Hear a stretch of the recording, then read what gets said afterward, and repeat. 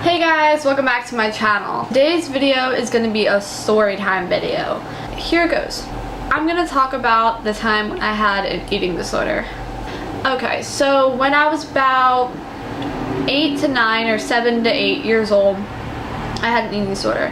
So what I vaguely remember is I was in the house I grew up in. I was at home and I was eating something. I was eating a donut. And I don't remember if the donut, either I was just ate too much of it at once, or it was stale, hard, or something like that, but I was choking. And I was panicking, I didn't know what to do, and I ended up finding a drink on the table, and I drank it, and I was, after that, like, that was over with. But the thing is, after that, like, I remember that memory, but then after that, I remember, I don't know how it, developed. One thing is, I have bad anxiety, especially when I was a kid. I was quiet, I was anxious, I didn't have many friends, I was really, kept to myself. I was very shy, so part of my anxiety, I guess, kicked in when after that had happened, the incident. And since then, for a whole year, literally about a year, maybe a little bit longer or maybe a little bit shorter, I'm not exactly sure the whole length of it, but I know it was almost, if not a year, I would not eat any solid food. And I know that sounds kind of crazy, like, what? How did you survive? Well, basically all I ate were liquid foods like yogurts, ice cream, milkshakes, stuff like that, and drinks, anything that was liquefied that I could, digest. A lot of time I did actually eat, I drank instant breakfast, which is like powdered substance where you put in milk and everything like that, and that's how I got a lot of my nutrients, I guess. That was a whole year of that, and on top of that, that wasn't the whole length of it. Because of what happened and because of the eating disorder I had, I missed a lot of school. This was around the time when I was in first or second grade, and I missed a lot of school because not only was I, obviously my anxiety and everything, but I was also really weak. I didn't really feel like getting out of bed a lot of the days because I was, wasn't eating properly, and I was really didn't have the energy to get out of bed a lot of the days, so that's why I missed a lot of school at that time. And because of that, I ended up getting held back, so I ended up being a year behind. Since I missed a lot of school, I was home a lot. I would say I felt a little bit of a depression and everything, and just I didn't like myself. Because I wasn't eating, I was also losing weight. I didn't have a lot of energy, and my thought process was do I really want to be here anymore? Do I really want to keep going on like this? I wouldn't say that I was suicidal. I wasn't thinking I was gonna, kill myself or anything, but I was at a point where I didn't know what to do. I didn't know if I was gonna overcome this, because it was one of the biggest things that happened to me in my life, at least back then. And a lot of people, my mom included, they tried to get me to start eating again. They tried to different methods and different kinds of food, trying this and that, and they also tried bribery and stuff, which didn't work. I got sent to what was called the Horsham Clinic. It was just kind of a place where I guess kids, or I'm not really sure the age bracket, where they have, I guess, disorders, whether it's well, I would say, yeah, it's a mental kind of institution, but it wasn't barred windows or anything like that. It wasn't excessive, but I got sent there, and I remember the first day that I was there, and someone told me this a few years ago. I was told this. People that were there Well, obviously I think there was 2 people on the staff. My mom, and then I think my social worker, and maybe someone else, I'm not sure. And I remember that I was kicking, I was screaming, I was just, sorry, my camera battery died. But no, I was terrified, you know, being there. I didn't know where I was, I didn't know who these people were, besides like my social worker, and my mom was currently there. And I didn't want to leave my mom, and I was a little kid, I was taken to this place, and I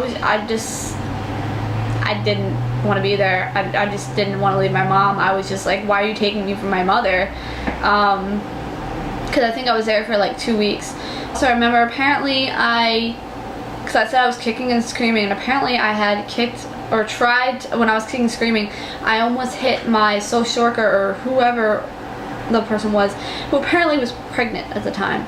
And I know that sounds kind of crazy, like, oh my god, you like kicked a pregnant woman, but I didn't actually hit her, like, but I didn't actually kick anyone. I was just kind of like flaring out, and they were, you know, trying to like calm me down. But I remember after that, my mom left, I was still crying, I was still freaking out, and they locked me in a room, just locked me in there until I stopped crying and freaking out. That also scared me more, because I was just in a room by myself, and I was thinking in my head, like, when I think back now, I'm like, is that really the right thing to do, lock a child of my age? I was like 8 at the time, I was 8 years old at the time, lock me in a room by myself and think, oh, they'll be fine.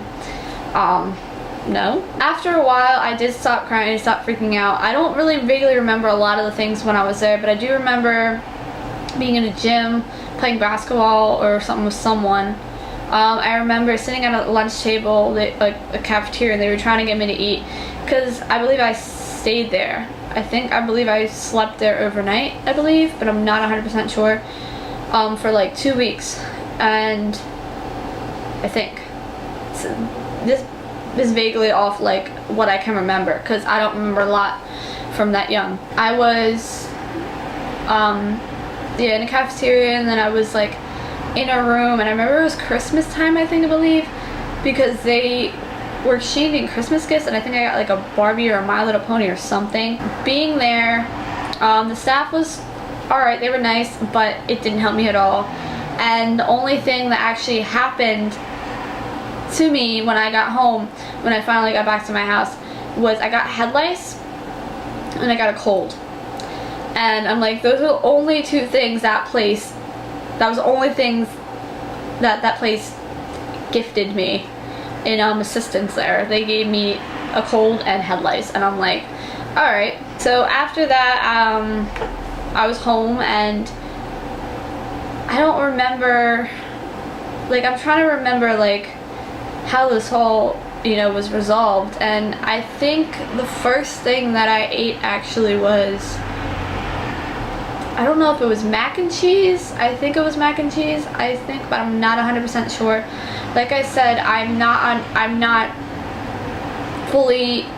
can't fully remember exactly all the steps of the whole year process of how it went. I just remember how it started, some of the things in between, and afterwards. After that, my social worker, her name was Heather. I do remember her. She was a very nice lady. I loved her. And she rewarded me by taking me to go see a movie, which was, I believe, Racing Stripes, when it first came out in theaters.